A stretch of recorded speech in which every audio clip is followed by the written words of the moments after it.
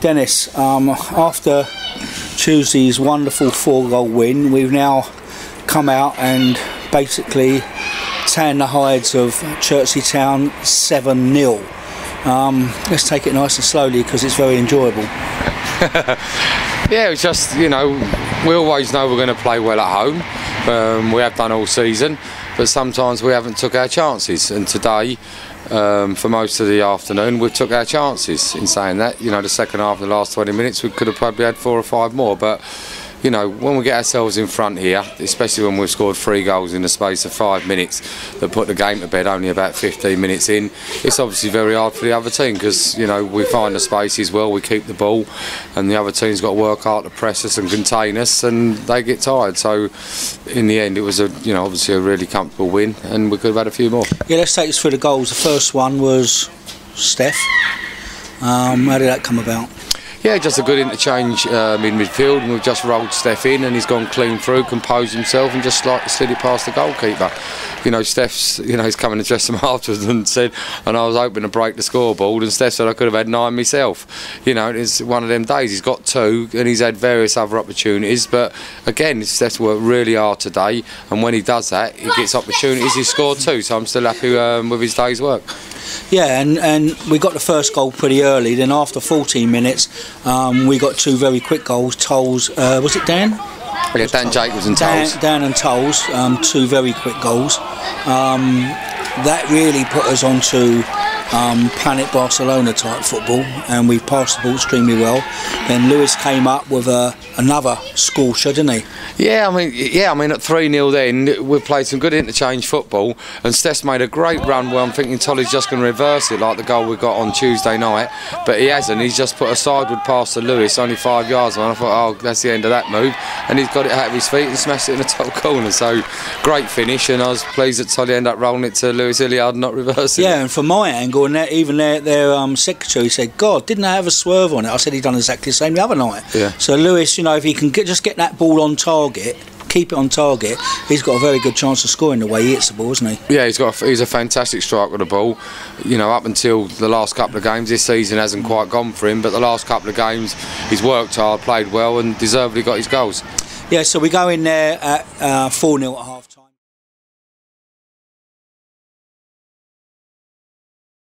First up is Richie Ellingham, who wants to get the ball. Okay, go for it. Next we have Sammy Fisher.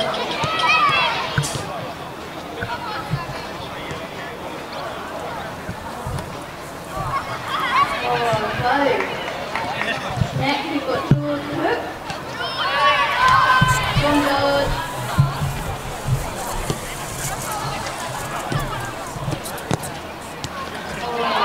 Next we've got Joe.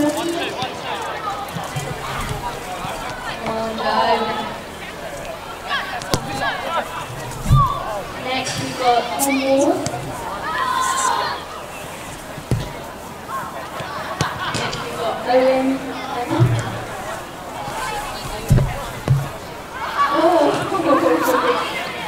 Next we've got Ewan Jones.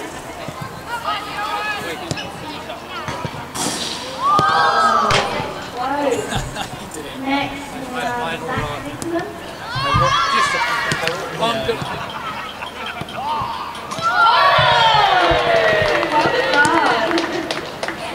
Next we've got Adrian O'Hara.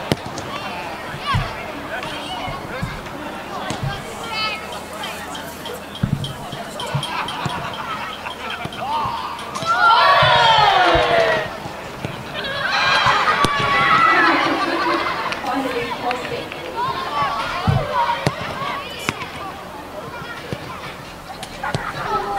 And next, David Naylor. Come on, Dave.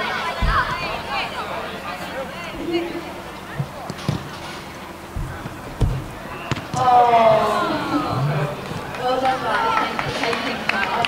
The next Crossbar challenge is on Saturday, the 3rd of December against Marlow.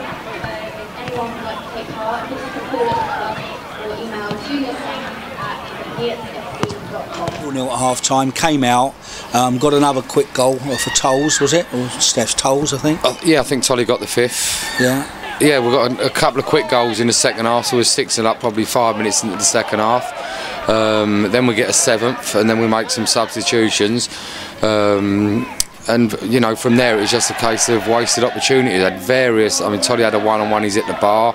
Pearson's had a one-on-one that he's just put it over the bar. It looked easier to score. Stefan from a wing cross on a pullback just got to tap it into an empty goal, and he slid in, and that's gone wide of the goals. But you know, we had various opportunities to increase our score. But you know, we're not going to complain. 7-0. No, of course we're not. Far from it, and that gives us a great goal difference. And you know, 11 goals in 2 games. We would have took 6 points and 2 1-0s, to be honest with you, wouldn't we? Yeah, definitely. Points. Definitely. That's what we're after. And how tight this league is, you know, I know it's early stage, only 15 games in, but every game we're getting closer to the finish line. The goals could make a big difference, you know. So that today will probably put us top of the goal difference charts. So that's another point for you if we can maintain that. So while it's tight, yep, we'll have the goals and we'll have the points. Yeah, and you know, I'm happy with 7. I would have liked 9, but I probably wouldn't have liked 10 because the scoreboard can only go up to 9. Yeah, no, but, you know, yeah. I'm not bothered about the scoreboard, Mike. You know, in fact, I did say to him at half time, we've got a chance here if we can keep the tempo in the game, because obviously at 4-0 the game's finished. From their point of view, I wouldn't have thought they could come back into the game.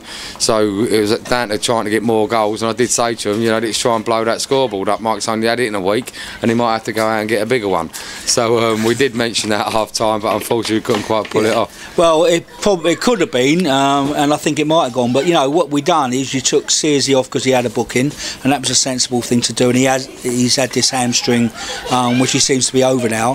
Hope he's had this knock, which he says he's not carrying, but again he was able to take Hopi and rest him. Yeah. You blooded a new left back in place of Rennie for this week, and that was good.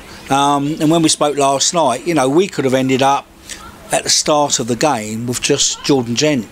Yeah, I mean, I hope you know, if he had one leg, he'd still sound fine. You know, I hope he'll play for anything. So you have to make decisions for Hope. He just loves playing football. He's 38 years old, and his enthusiasm is incredible.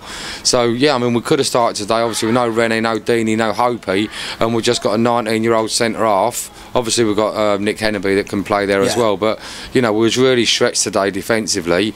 But we've ended up fitting around it. The left back's done great for an hour, and we brought him off to save risk and injury because he hasn't played for 2 months.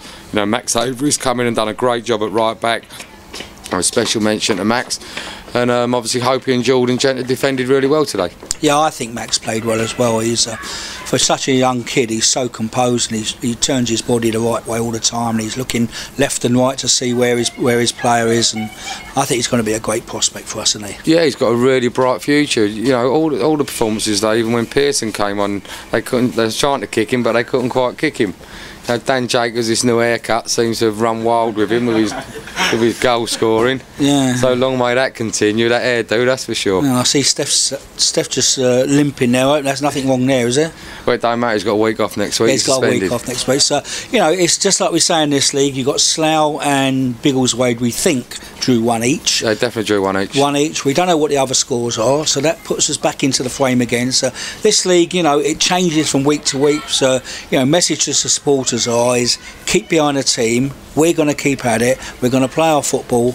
We're away to Bedfont next week, where hopefully we can go down there and get another 3 points and just get on some sort of run. That's all we need to run up to Christmas. Yeah, this is a massive month. We've started with 2 nice wins there, you know, 2 clean sheets and scoring good goals, and everyone's playing everyone this month. So if we can stay unbeaten this month and with more wins and draws, then we're really going to be in a strong position turn Christmas. You know, people say if we're in it at the turn of the year, we've got a good chance. Well, the next 4 games, if we can win them, we'll be in a really strong position, because they're all playing each other this month. That Slough got to play Bedworth, you know, Hayes are playing Bedworth, and you know, all the clubs are playing each other at the top. Beaconsfield, they're all playing each other, and if we can maintain a really good run here, we could be in a really strong position. Yeah, and we always say if we're in the mix at Christmas, we're more than happy, aren't we? No, you always said if we're in the mix at Christmas, I'm going to give you some more money. No, I didn't say that. Oh no.